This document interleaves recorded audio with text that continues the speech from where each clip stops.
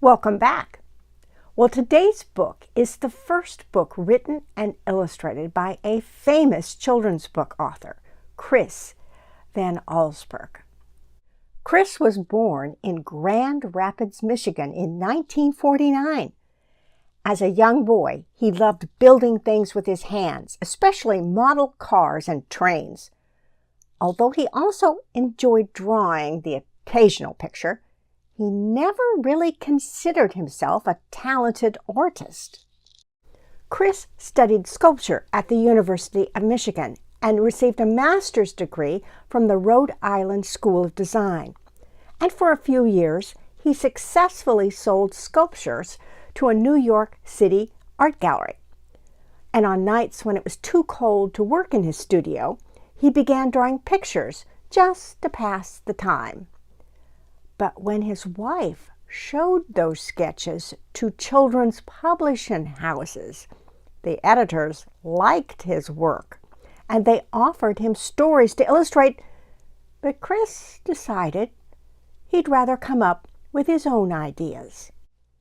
And so his first picture book was today's story, The Garden of Abdul Ghazazi, and it earned him a Caldecott honor for illustrations.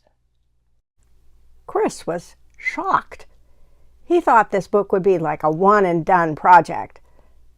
So he wrote and illustrated a second book, Jumanji, which won the Caldecott Medal for his illustrations. And Chris kept on writing and illustrating and publishing books, and a few years later, he won a second Caldecott Medal for his illustrations for the Polar Express.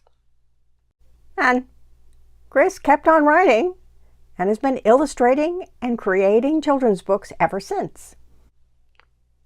Today's book introduces us to Fritz the dog, who makes an appearance in nearly every one of Chris's books. So let's read The Garden of Abdul Ghazazi, written and illustrated by Chris Van Allsburg. 6 times Miss Hester's dog Fritz had bitten dear Cousin Eunice.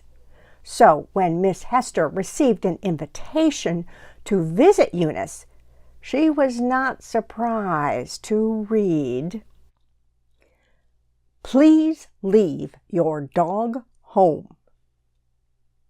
On the day of her visit, Miss Hester asked young Alan Mitz to stay with Fritz and give him his afternoon walk. As soon as Miss Hester left, Fritz ran into the parlor. He loved to chew on the chairs and shake the stuffing out of the pillows. But Alan was ready. All morning long, he kept Fritz from sinking his sharp little teeth into the furniture. Finally, the dog gave up and fell asleep, exhausted.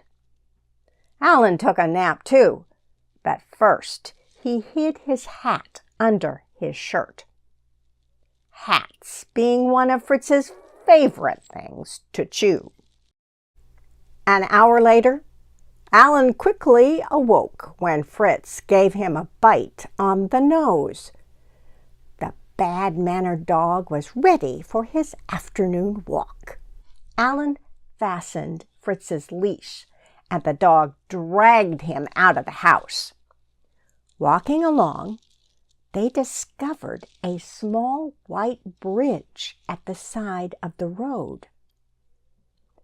Alan decided to let Fritz lead the way across. Some distance beyond the bridge, Alan stopped to read a sign. It said, "Absolutely, positively, no dogs allowed in this garden." At the bottom it was signed, Abdul Gazazi, retired magician.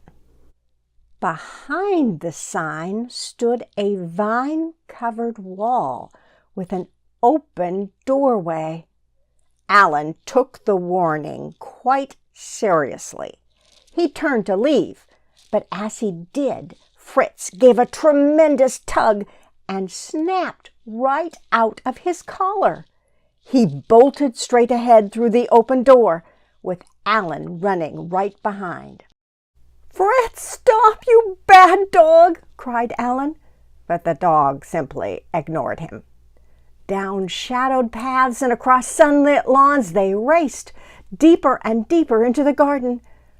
Finally, Alan drew close enough to grab hold of Fritz. But as he reached out, he slipped and fell. Fritz barked with laughter as he galloped out of sight. Alan slowly picked himself up. He knew he had to find Fritz before Mr. Gazazi discovered him.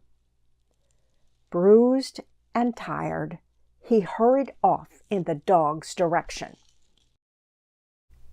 After a long search, Alan was ready to give up. He was afraid he might never find Fritz. But then he came upon fresh dog prints. Slowly he followed Fritz's tracks along the path that led into a forest. The dirt path ended, and a brick walk began.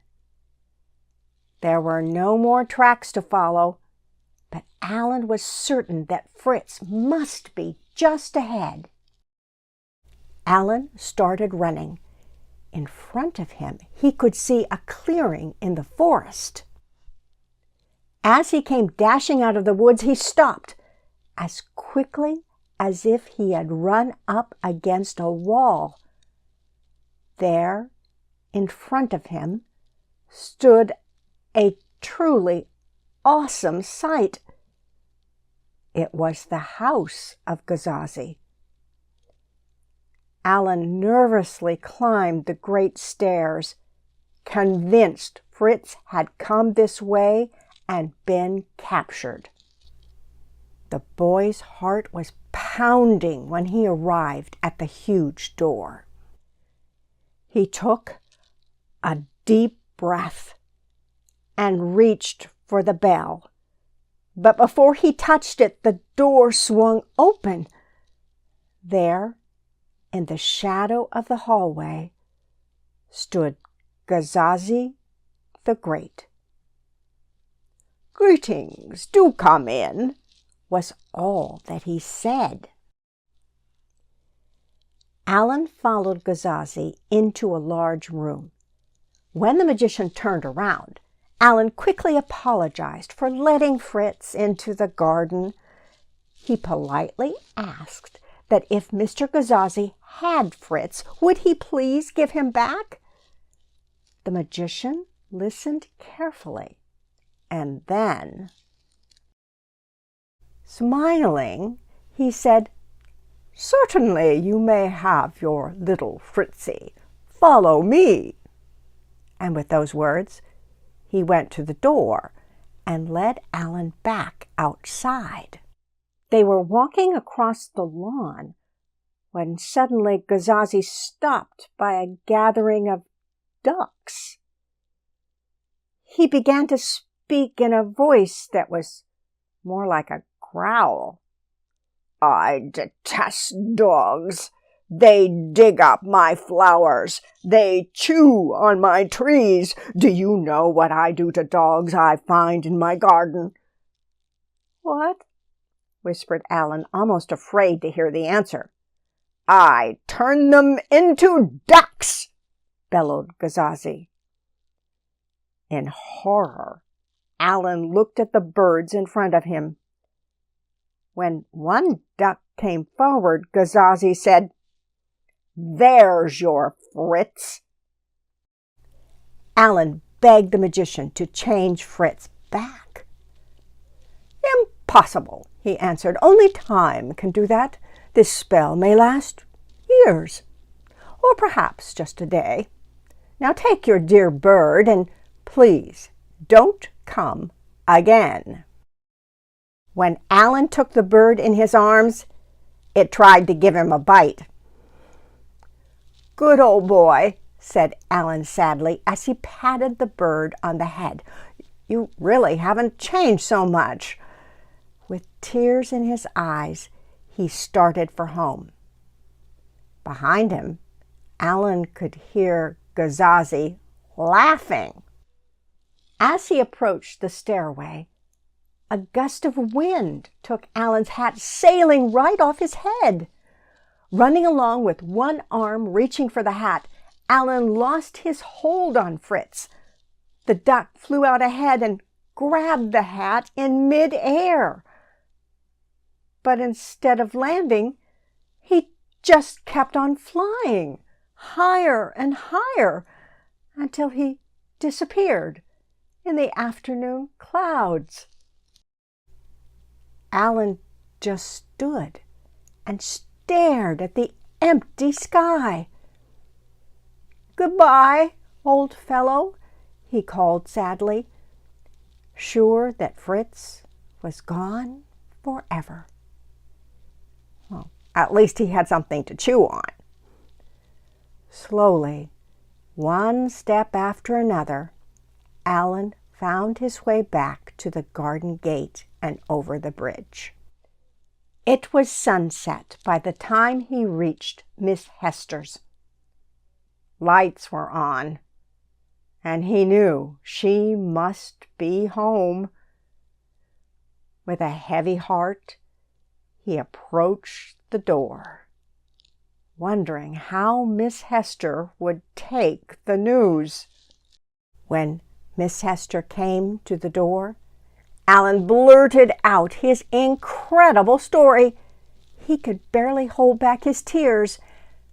Then, racing out of the kitchen, dog food on his nose, came Fritz.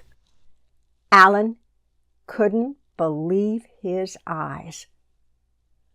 "I'm afraid Mr. Gazazi played a trick on you," said Miss Hester, trying to hide a smile. "Fritz was in the front yard when I returned. He must have found his own way home while you were with Mr. Gazazi."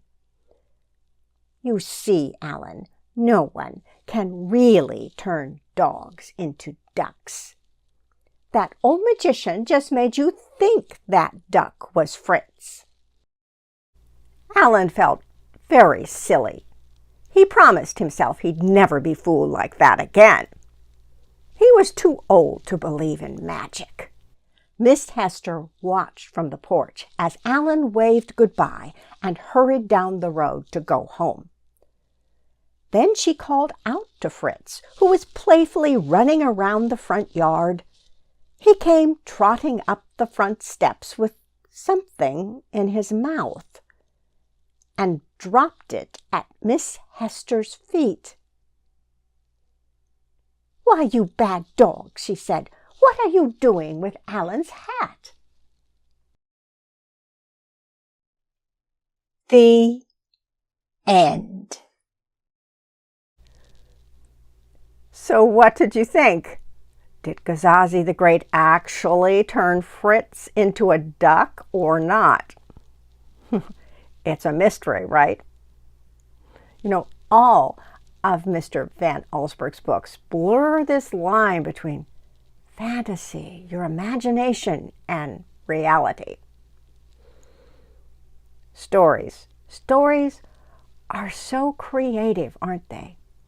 It's one trait that we share with God, right? We are creative. And everyone loves stories. Jesus himself told stories. We call them parables, but they're stories. Think of the Good Samaritan, the prodigal son, the lost sheep, and many, many others. Jesus told stories to help us notice and learn things. And we learn things from stories too. Things of what are good things and what are things that would be better maybe we shouldn't do.